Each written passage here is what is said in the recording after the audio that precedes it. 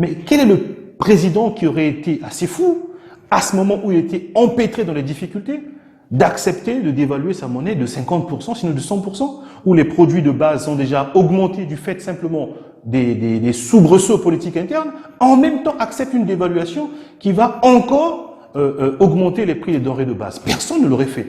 Et bien justement, cette dévaluation a été donc la décision du FMI, qui a demandé donc à la France, qui est donc propriétaire du franc CFA, de procéder à la dévaluation du franc CFA. Sans l'accord du Congo, du président Pascal Lissouba bien entendu, sans l'accord des autres pays africains, nous avons tous été dévalués parce que le FMI estimait qu'il fallait que nous rendions nos matières premières encore beaucoup plus compétitives. C'est-à-dire que nous puissions approfondir, accélérer, rendre encore beaucoup plus fragiles nos économies par l'extraversion. Parce que si nos matières premières coûtent moins cher avec le franc CFA, ça veut dire que nous agrandissons l'exportation de matières premières. Ça s'appelle l'extraversion, tout simplement, de l'économie. Et donc, à ce moment-là, en 1994, le pays, évidemment, est en pleine crise. Mais il n'y a pas un sursaut national pour dire, mais il n'est pas possible. Quelques mois après, moins d'une année, après la fin de la guerre de 97, qui a été terminée le 15 octobre 1997, en avril, le numéro 67 du Canard enchaîné décrit force détail les déclarations de Luc Le Floch-Prigent, l'ancien président d'Elf, même de Philippe Jaffray, etc. Comment Elf est un État dans un État, dans la plupart des pays africains, en particulier au Congo-Brazzaville, comment Elf a financé les belligérants. Parce que nous ne sachons pas qui va gagner la guerre. Donc, les multinationales qui viennent exploiter chez nous alimentent nos conflits, s'ingèrent dans nos conflits de la façon la plus meurtrière par les armes. Et une fois que l'un des belligérants gagne, toutes ces aides pour s'acheter les armes sont reversées dans le budget congolais comme dette. En fait, c'est une double peine. Les Congolais vont payer les dettes qui ont permis à ces belligérants d'avoir des armes pour les assassiner. Comment? C'est une double peine. D'abord, il y a des armes qui vous ont assassiné. Deuxièmement, vous devez payer ces dettes-là. Comment on paye les dettes? On diminue les budgets de santé, d'éducation, etc., etc. C'est juste incroyable.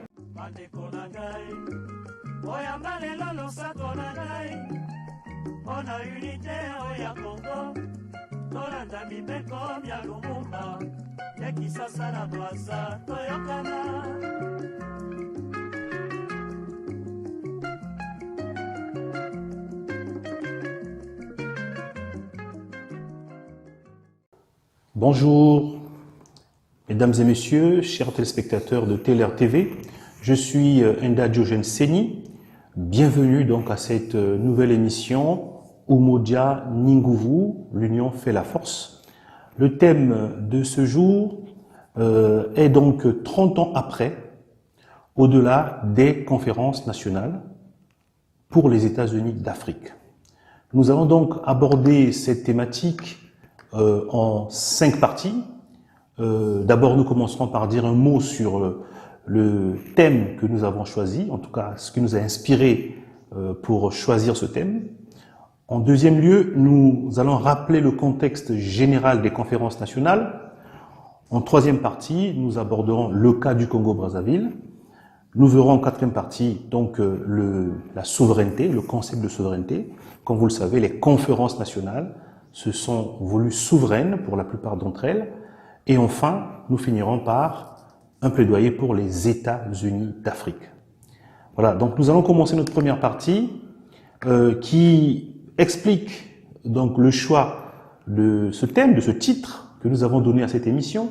Nous l'avons intitulé donc 30 ans après, au-delà des conférences nationales, parce que justement il y a eu un homme politique, un intellectuel camerounais qui s'appelle Hubert Kamgam, qui est décédé le 30 septembre 2020, qui donc avait écrit un ouvrage, cet ouvrage finalement historique, en 1993, car il faut s'en souvenir, au début des années 90, lorsque le vent, ce fameux vent de l'ouverture, du multipartisme, de la démocratie entre guillemets, est arrivé en Afrique subsaharienne, l'heure était plutôt à des plutôt qualificatif de démocrate et non pas d'anticolonialiste ou de panafricaniste.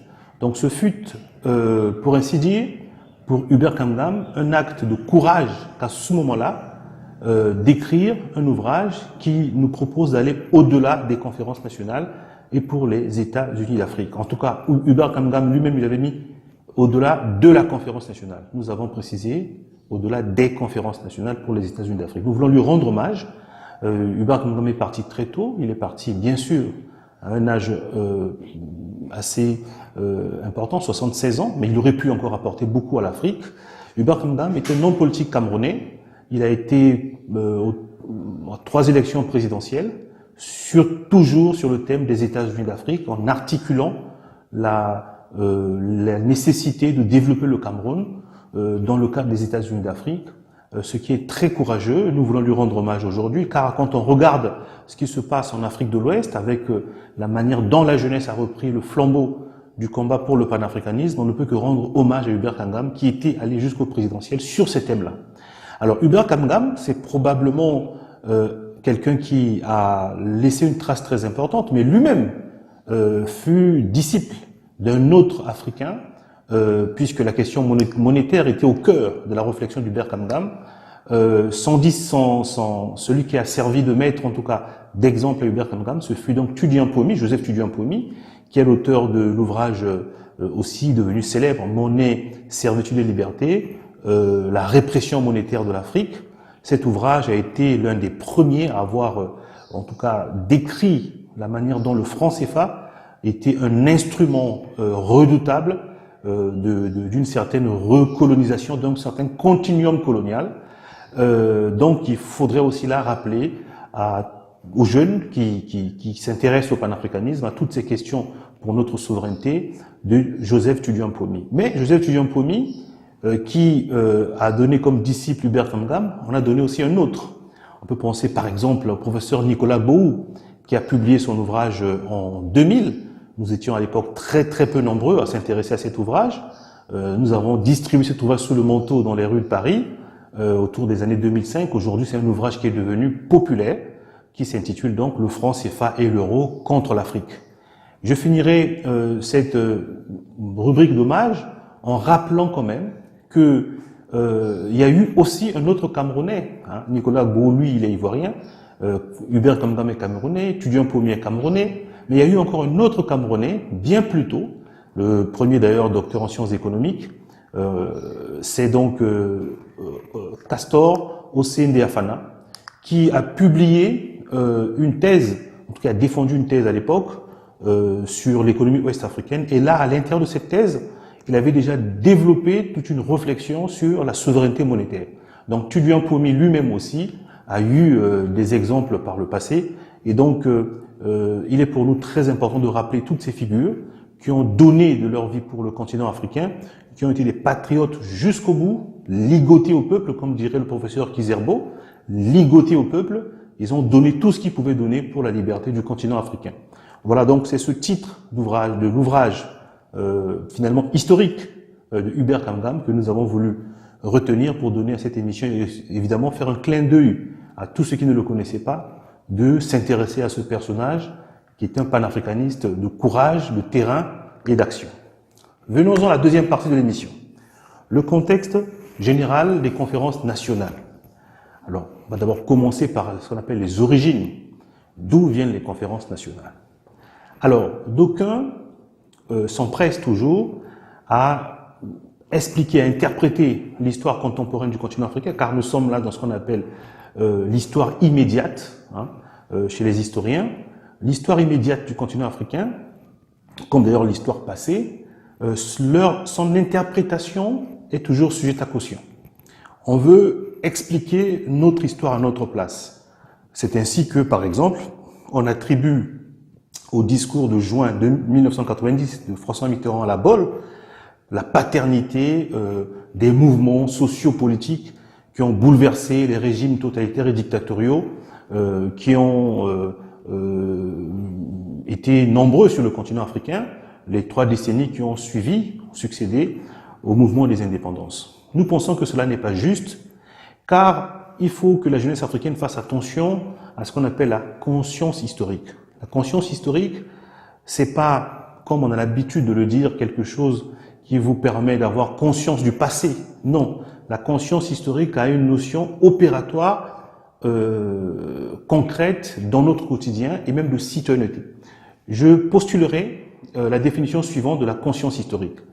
La conscience historique est un double acte, c'est-à-dire que avoir conscience de la manière de plus en plus aiguë de la profondeur historique du monde tel qu'il a vécu, en même temps et corrélativement, je dirais, avoir conscience de participer à l'histoire, donc de faire l'histoire.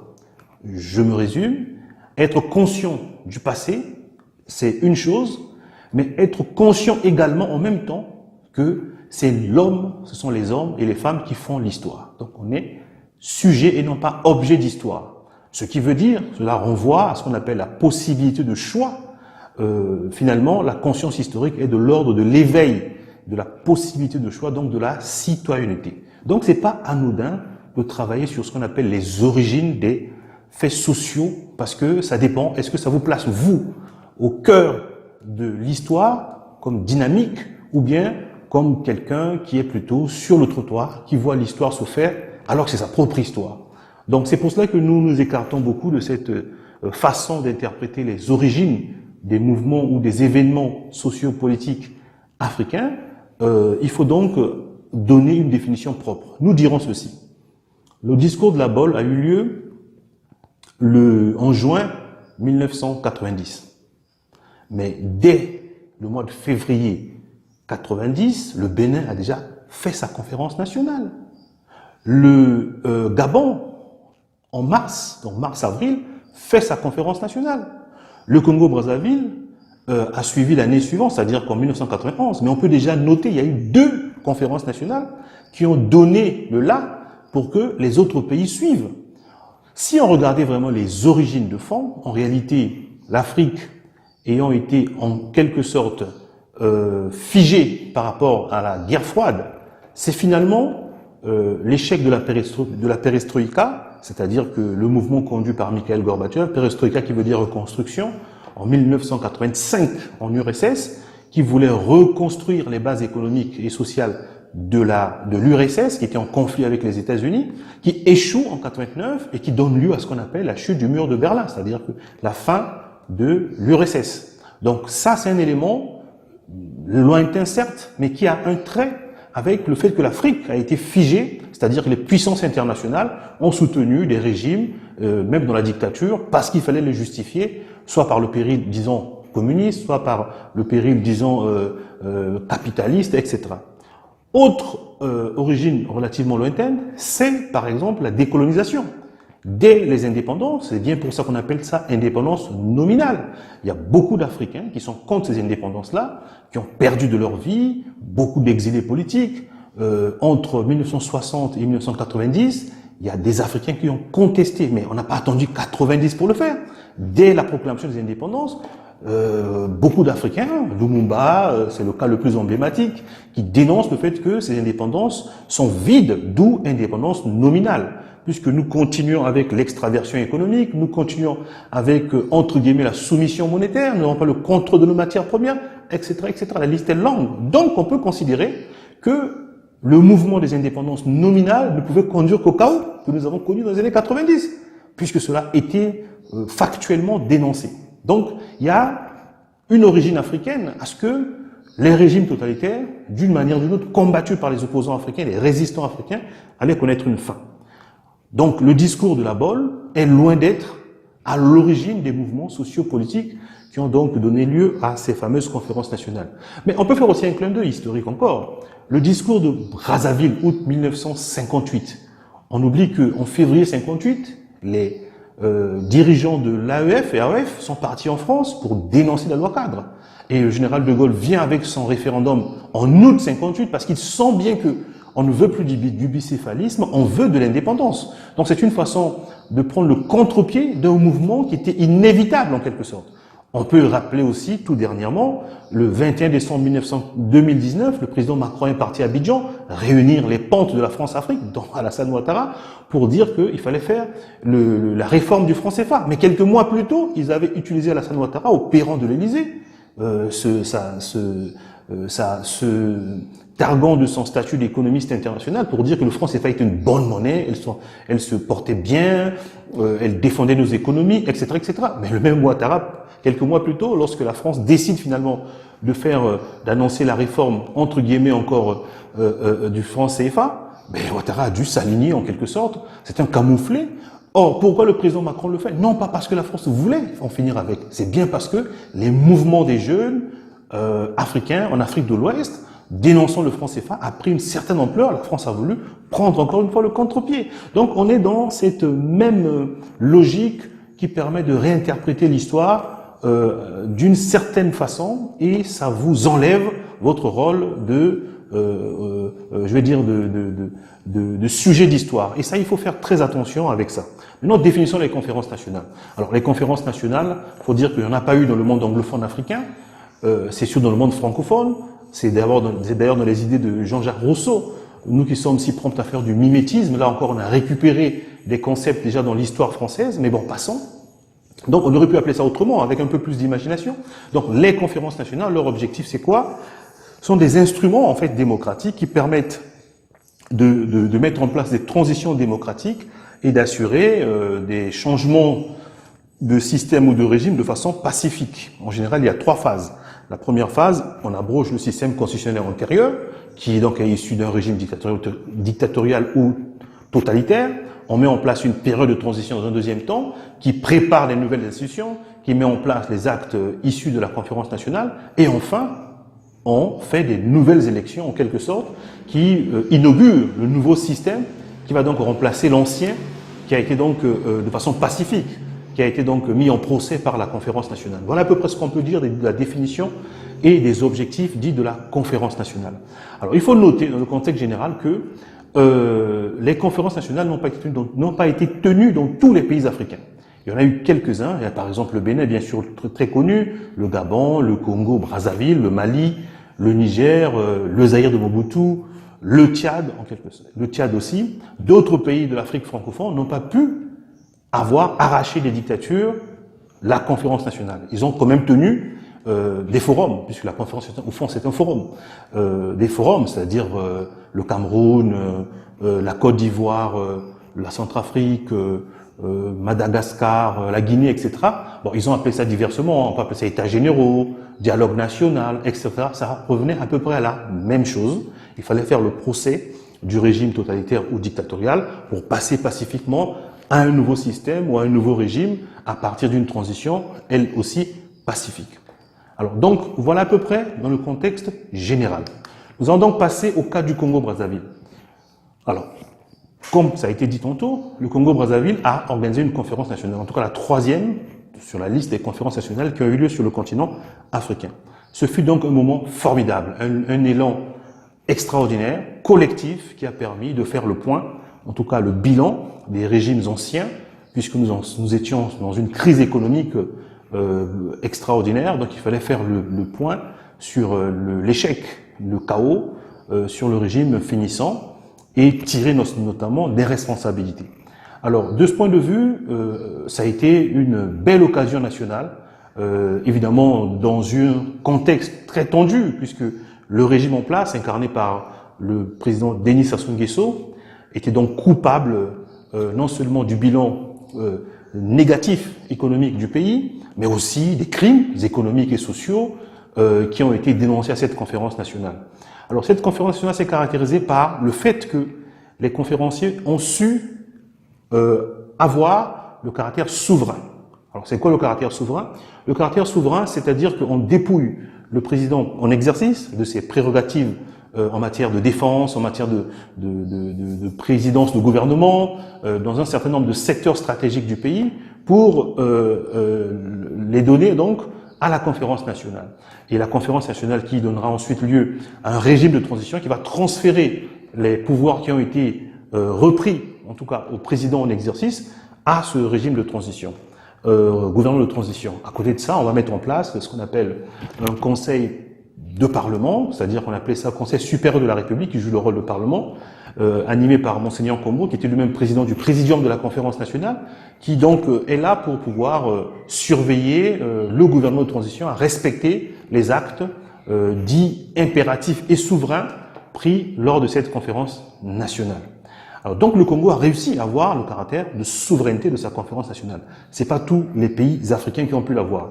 On peut en citer quelques-uns. Par exemple, le Bénin avait une conférence nationale souveraine, le Gabon non. Le président Bongo avait réussi à repousser cette possibilité, donc il a gardé les pleins pouvoirs pendant la conférence nationale. Le Mali n'a pas eu cette souveraineté non plus. Le Togo a eu la souveraineté pour sa conférence nationale. Le Zaïre l'a eu, mais Mobutu l'a disputé très longtemps, au point même où, Caucase, il y a un Premier ministre issu de la conférence nationale, notamment le Premier ministre Etienne Tshisekedi. Mobutu finira par nommer un autre Premier ministre. On aura même deux Premiers ministres. Il fut un temps, c'est d'ailleurs la conférence nationale la plus longue, en quelque sorte, pour ainsi dire. Donc, le Congo-Brazzaville avait obtenu cette, on va dire, ce caractère souverain de sa conférence nationale. Voyons un peu le coût de cette conférence nationale du Congo. Au début, elle a été prévue donc que pour 3 semaines, avec un budget de 400 millions de francs CFA. On se retrouve finalement une conférence relativement longue. C'est pas le Zaïre de Mobutu, mais elle est quand même relativement longue. Elle commence le 25 février pour finir le 10 juin, donc 25 février 1991 jusqu'au 10 juin 1991 également. Donc on est quand même sur 5 mois, même si on regarde bien les jours, on est à peu près 3 mois et quelques jours, mais bon, en tout cas en termes de mois, ça fait 5 mois. Alors, 1200 délégués, on a dépensé près de 3 milliards 500 millions de francs CFA en termes de per diem, de coûts en tout genre. On pourrait détailler les coûts qui ont été dépensés de cette conférence de la manière suivante. Chaque délégué avait, en tout cas résident à Brazzaville, 5 000 francs CFA par jour. Pour les délégués qui venaient donc des provinces, donc de l'intérieur du pays, ils étaient donc indemnisés à 15 000 francs CFA par jour. Pour ceux qui venaient de l'extérieur, donc de l'étranger, c'est 30 000 francs par jour. Et enfin, pour les membres du présidium, ils avaient 60 000 francs CFA par jour. Alors, c'est pas rien, parce qu'il est important que la jeunesse comprenne les enjeux même autour de ces conférences nationales, parce que ça a un coût. Aujourd'hui, l'opposition africaine, de façon générale, revendique aussi des dialogues avec les mêmes régimes qui sont, enfin, les régimes qui sont en place. Le cas du Congo-Brazzaville, nous, Ligue panafricaine de Moja Congo, nous faisons partie du groupement d'opposition qui est régulièrement exigeant qu'il y ait un dialogue inclusif, etc., etc. Donc, ça suppose que nous aurons encore une fois des forums après l'échec pendant presque 3 décennies depuis 1990. Les échecs des conférences nationales, nous sommes obligés, pour tous les pays africains où la situation n'a pas beaucoup évolué, on est obligé de demander à nouveau des forums pour s'asseoir, sinon ça se fera de façon brutale, de façon violente. Donc on est encore à la recherche des mêmes forums pour régler les problèmes que nous avons réglés en quelque sorte, nous avons cru avoir réglés dans les années 90. Donc, il faut savoir que ça a un coût. Il faut savoir se préparer à ce genre de choses. Qu'on le veuille ou non, nous arriverons à ce type de forum, car les régimes dits totalitaires ou dictatoriaux finissent par tomber. Donc nous arriverons à quelque chose de ce genre à un moment ou à un autre. Quant au bilan de la conférence nationale souveraine du Congo, alors on peut considérer qu'il y a eu, d'après les chiffres qui sont avancés, 268 déclarations et discours. Il y a eu 300 actes souverains et impératifs votés à la conférence nationale. On a dénombré 3000 victimes de 1963, donc l'instauration de du premier régime dit révolutionnaire, jusqu'en 91. On a considéré qu'il y a eu 3000 victimes successifs, donc au nom de tous les régimes monopartistes. On a même infligé une amende au président Denis Sassou Nguesso, qui était responsable en partie, en tout cas, des crimes économiques et politiques. On l'a infligé donc une amende de 1 milliard de francs CFA au président Denis Sassou Nguesso. Et finalement, le 10 juin 1991, on a fait cette cérémonie de lavement des mains qui a permis, dans une sorte de rituel un peu particulier, où, sans même convoquer le peuple, les conférenciers entre eux se sont pardonnés, lavé les mains en public, etc., etc. Et finalement, on a mis en place les organes de transition, où le Premier ministre André Milongo était donc chef de gouvernement et Monseigneur Kombo a pris la tête du Conseil supérieur de la République. Le président Denis Sassou Nguesso a été dépouillé de ses pouvoirs il est resté président jusqu'aux nouvelles élections qui devraient donc s'en suivre. Ce qui veut dire que l'histoire, il faut la connaître. Ceux qui se battent aujourd'hui, qu'ils ne pensent pas que la toute-puissance du régime actuel ne veut pas dire que nous ne reviendrons pas à quelque chose de plus raisonnable comme lors de la conférence nationale. L'histoire sert à ça, c'est de s'armer de ces connaissances-là pour pouvoir mener le combat en connaissance de cause, en sachant que rien n'est écrit d'avance et rien n'est figé. Ce n'est que la volonté des hommes et des femmes qui pourra permettre en tout cas ces changements-là.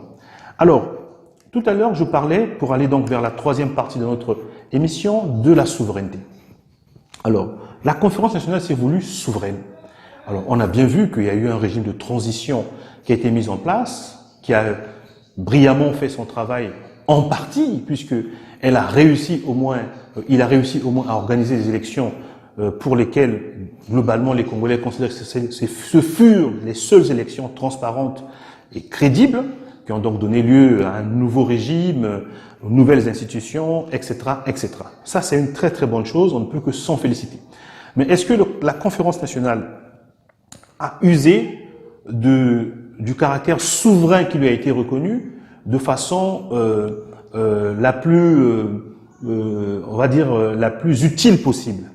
On peut quand même s'en douter, parce que on a l'impression que la conférence nationale s'est beaucoup apaisantie sur les garanties des droits civils et politiques, notamment mise en place du multipartisme, la liberté d'expression, etc., etc.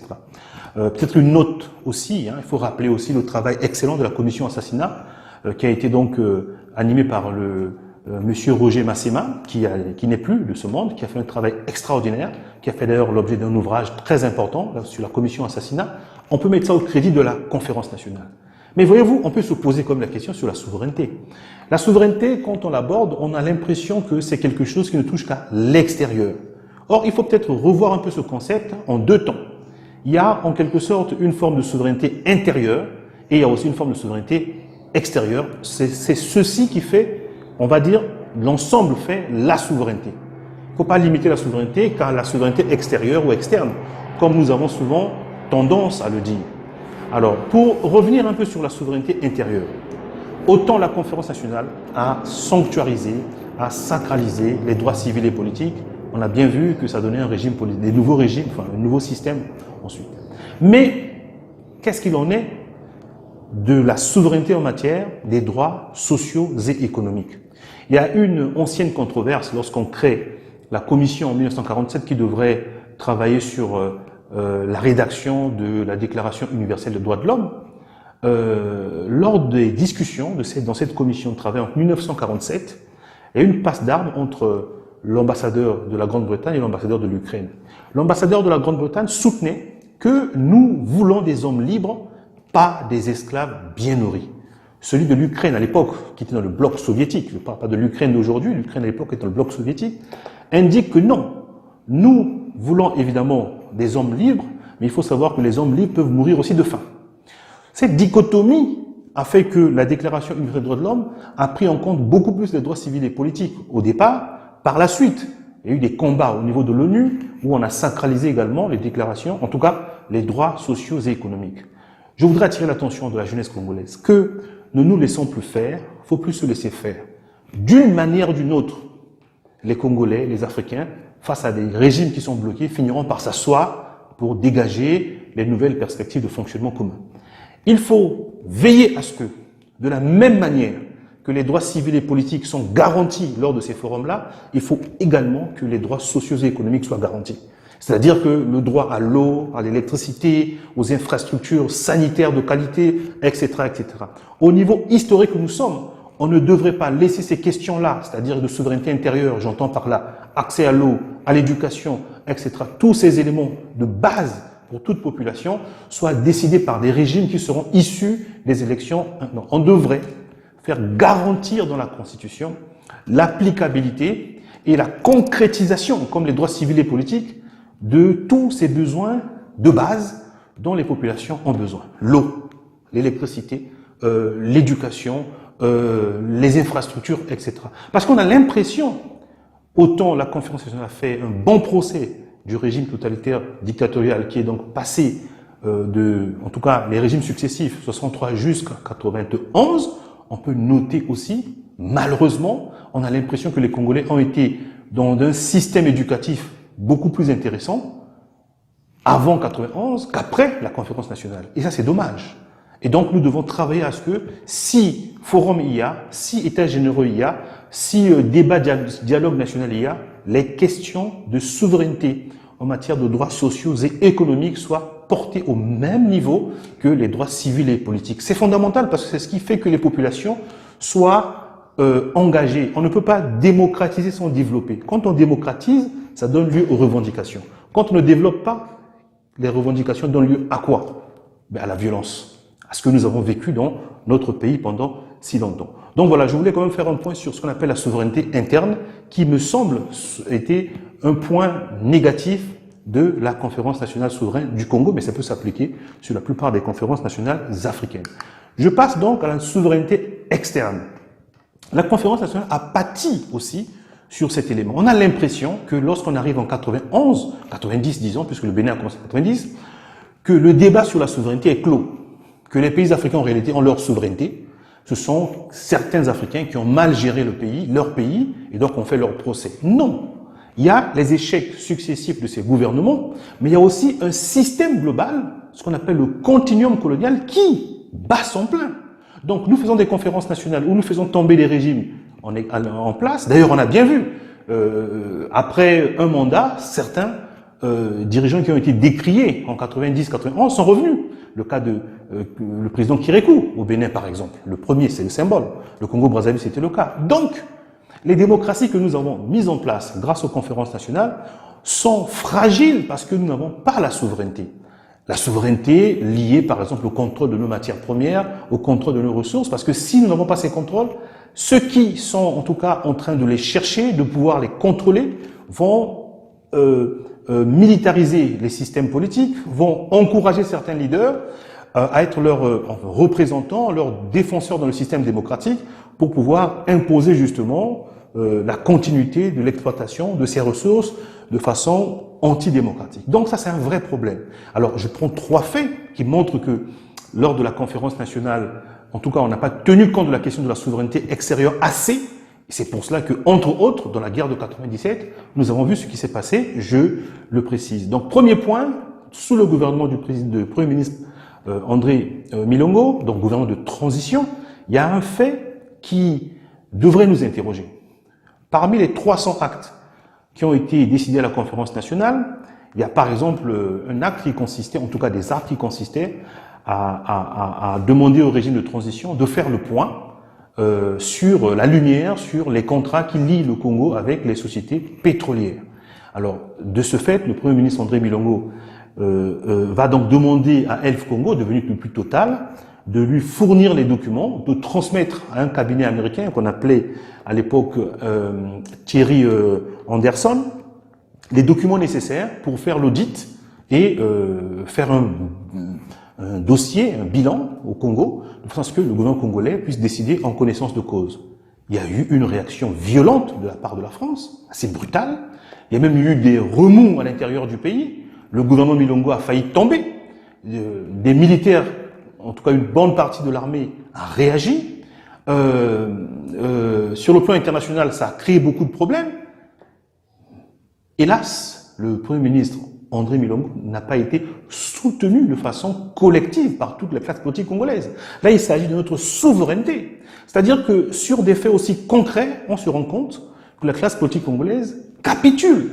Elle est capable de mobiliser les citoyens pour une élection de députation volée ici ou de mairie volée là, même présidentielle, mais incapable de défendre les droits, en tout cas les droits collectifs à travers nos ressources qui sont en tout cas exploitées, pillées de cette manière-là par l'ancienne puissance coloniale. Premier fait. Deuxième fait, la dévaluation du franc CFA de 1994. Le Congo, bien sûr, il y a déjà eu une élection, le président Pascal Lissouba est au pouvoir, nous sommes dans une crise politique importante, il y a même un pont aérien entre Brazzaville et Pointe-Noire, puisque le chemin de fer est coupé, les prix des denrées flambent, il y a à la fois des revendications syndicales pour les salaires, etc. Il y a des revendications politiques, des barricades dans tout le pays. Il ne s'agit pas ici de contester la notion technique d'évaluation. La dévaluation n'est qu'un outil technique pour gérer une monnaie, pour ajuster une économie, tout simplement. Mais quel est le président qui aurait été assez fou, à ce moment où il était empêtré dans les difficultés, d'accepter de dévaluer sa monnaie de 50%, sinon de 100%, où les produits de base sont déjà augmentés du fait simplement des soubresauts politiques internes, en même temps accepte une dévaluation qui va encore augmenter les prix des denrées de base. Personne ne l'aurait fait. Et bien justement, cette dévaluation a été donc la décision du FMI, qui a demandé donc à la France, qui est donc propriétaire du franc CFA, de procéder à la dévaluation du franc CFA. Sans l'accord du Congo, du président Pascal Lissouba bien entendu, sans l'accord des autres pays africains, nous avons tous été dévalués parce que le FMI estimait qu'il fallait que nous rendions nos matières premières encore beaucoup plus compétitives. C'est-à-dire que nous puissions approfondir, accélérer, rendre encore beaucoup plus fragiles nos économies par l'extraversion. Parce que si nos matières premières coûtent moins cher avec le franc CFA, ça veut dire que nous agrandissons l'exportation de matières premières. Ça s'appelle l'extraversion, tout simplement, de l'économie. Et donc, à ce moment-là, en 94, le pays, évidemment, est en pleine crise, mais il n'y a pas un sursaut national pour dire, mais il n'est pas possible. Quelques mois après, moins d'une année, après la fin de la guerre de 97, qui a été terminée le 15 octobre 1997, en avril, le numéro 67 du Canard enchaîné décrit force détail les déclarations de Luc Le Floch-Prigent, l'ancien président d'Elf, même de Philippe Jaffray, etc. Comment Elf est un État dans un État, dans la plupart des pays africains, en particulier au Congo-Brazzaville, comment Elf a financé les belligérants. Parce que nous ne sachons pas qui va gagner la guerre. Donc, les multinationales qui viennent exploiter chez nous alimentent nos conflits, s'ingèrent dans nos conflits de la façon la plus meurtrière par les armes. Et une fois que l'un des belligérants gagne, toutes ces aides pour s'acheter les armes sont reversées dans le budget congolais comme dette. En fait, c'est une double peine. Les Congolais vont payer les dettes qui ont permis à ces belligérants d'avoir des armes pour les assassiner. Comment? C'est une double peine. D'abord, il y a des armes qui vous ont assassiné. Deuxièmement, vous devez payer ces dettes-là. Comment on paye les dettes? On diminue les budgets de santé, d'éducation, etc., etc. C'est juste incroyable. Mais il n'y a pas de consensus. Et tout le monde sait qu'après la guerre de 97, il y a eu des procès. Des dirigeants politiques congolais qui ont perdu la guerre ont été condamnés. Mais aucun procès, aucune démarche par la classe politique congolaise contre les multinationales qui s'ingèrent dans les affaires politiques. Et il n'y a même pas de réflexion dans les revendications politiques, y compris actuelles, pour dire comment nous pourrons sauver, quand nous l'aurons retrouvé cette démocratie, des ingérences extérieures. Ça s'appelle le combat pour la souveraineté. Voilà. Donc, nos conférences nationales ont pâti de cela, mais est-ce que c'est la conférence en soi? Pas du tout. C'est plutôt la volonté de la classe politique. C'est la conscience politique de la classe politique. C'est le niveau de patriotisme de la classe politique en réalité. Donc, la critique que nous pouvons faire de nos conférences nationales sont peut-être celles-là, quoique ce furent des moments, des forums, des élans collectifs assez intéressants. Il faut justement les compléter. Ça sert à ça de revisiter l'histoire, de dire qu'est-ce qu'on a fait bien hier, qu'est-ce qu'on peut mieux apporter demain comme contribution, sinon nous allons répéter les mêmes erreurs si nous ne tirons pas les bonnes conclusions. On va finir avec le plaidoyer pour les États-Unis d'Afrique, comme disait Hubert Kangam, puisque son fameux livre au-delà de la conférence nationale pour les États-Unis d'Afrique. Pour Hubert Kangam, on ne pouvait pas développer l'Afrique juste avec le multipartisme, juste avec les droits de l'homme, juste avec... En tout cas, pour Hubert Kangam, tout ce que les conférences nationales ont installé comme possibilité de changement étaient des conditions nécessaires mais non suffisantes. Car les États africains sont des États lilliputiens, c'est-à-dire tellement faibles, fragiles, petits, pour arriver à une masse critique qui leur permet de développer dans chaque territoire son marché pour être assez autonome et indépendant. C'est pas possible. Nous ne pouvons pas aujourd'hui, un État africain moderne ne peut pas à la fois avoir une armée pléthorique, avoir un secteur de la recherche assez costaud, avoir la diplomatie assez développée dans tous les pays du monde, en même temps régler les problèmes de l'eau, de l'électricité, etc. Donc Hubert Kangam estime qu'au-delà de la dimension sentimentale du panafricanisme, il y a la raison, comme disait Kwame Nkrumah, qui doit nous pousser à nous unir Bien sûr, dans un territoire, dans un continent africain où il y a les droits de l'homme, il y a les libertés fondamentales, les libertés civiles et politiques, les droits socio-économiques, comme j'ai dit tout à l'heure, en même temps, nous devons créer les conditions de masse critique, donc en nous unissant pour que nous puissions compter dans un espace international où nous avons des États-continents comme l'Inde, où nous avons des États-continents comme la Russie, où nous avons des masses géopolitiques et géostratégiques comme les États-Unis ou l'Union européenne, on le voit d'ailleurs avec la guerre de l'Ukraine, et l'Amérique du Sud qui s'organise également. Donc, pour Hubert Kangam, nous devons aller vers les États-Unis d'Afrique comme perspective dans les discussions nationales dans chaque territoire africain. Et c'est ce que nous, Ligue panafricaine Umoja Congo, nous essayons d'apporter dans ce débat national où nous voulons que les questions de souveraineté arrivent au cœur des débats, eux aussi la question de la perspective des États-Unis d'Afrique. Car, soyons-en sûrs, c'est-à-dire que si nous ne mettons pas ces questions dans les débats publics, nous ne pourrons pas mobiliser les populations de façon positive. Les Nkrumah ont fait quelques erreurs, bien que l'héritage de Kwame Nkrumah soit prestigieux et nous en sommes ravis, mais en même temps, on peut apporter des critiques sur un certain nombre de démarches qui ont été faites, en particulier la stratégie pour aller vers les États-Unis d'Afrique. Donc, cette stratégie pour aller vers les États-Unis d'Afrique, qui a consisté à mobiliser les chefs d'État pour engager leur pays, a échoué. Parce que ces chefs d'État, en général, sont liés à des intérêts extra-africains. Et donc, aller vers les États-Unis d'Afrique, ça veut dire que on va transférer une partie des pouvoirs à un État supranational. Et donc, ça va enlever à ces chefs d'État des pouvoirs, des possibilités d'exploitation de leur propre territoire. Donc, nous estimons que la démarche qui consiste aujourd'hui à passer par le peuple, à mobiliser les peuples africains, comme ça se fait un peu en Afrique de l'Ouest aujourd'hui, où la jeunesse se saisit de la question du panafricanisme, c'est la meilleure démarche. Donc, on passe par les peuples, on panafricanise les peuples, on les éduque, on les conscientise à la fois sur les droits civiques et sociaux nationaux territoriaux, en même temps sur la perspective des États-Unis d'Afrique, qui est en tout cas la dimension qui permet dans ce monde contemporain de donner à l'Afrique les moyens de sa souveraineté, parce que les États se seront délivrés de toutes les charges liées à la diplomatie, à la défense commune, enfin à la défense, etc., à une puissance supranationale pour s'occuper finalement des problèmes concrets de gestion, de gouvernance des populations beaucoup plus efficacement. Donc, pour nous résumer, nous sommes arrivés à la fin de cette émission. Nous avons donc traité 30 ans au-delà, en tout cas 30 ans après, au-delà des conférences nationales pour les États-Unis d'Afrique. Cette émission nous a permis de revenir sur le contexte qui a permis, en tout cas, à ce que les conférences nationales arrivent sur le continent. Nous avons rappelé, à titre de souvenir et d'hommage, ce que Hubert Kangam avait déjà commencé à mettre dans le débat public au Cameroun et pour tous les Africains. On a rappelé les figures de Tudu Mpomi, la figure de Osende Afana, du professeur Nicolas Bohou, qui est toujours avec nous, qui continue à faire son travail de conscientisation.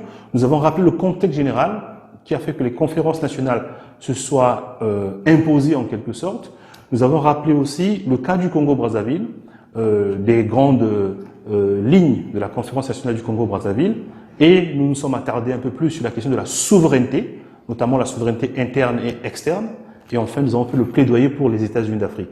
Je vous remercie d'avoir suivi cette émission. Nous reviendrons prochainement pour un autre thème encore qui permettra de faire la conscientisation du panafricanisme. Et je vous prie de nous retrouver plus tard. Merci.